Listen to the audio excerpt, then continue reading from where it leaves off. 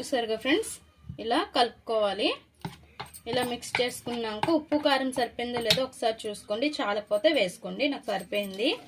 So ఇంకా మనం గోబీ నీట్గా క్లీన్ చేసి ఉంచుకున్నాం కదా, దాన్ని ఇంకా ఇందులో వేసేసుకోవాలి.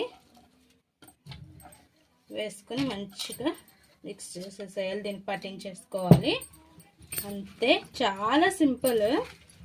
అండ్ టేస్ట్ అయితే అద్దరిపోతుంది. మైసూర్లో అయితే మంచి ఫేమస్ ఇది. చేత్తోనే మిక్స్ చేద్దాం.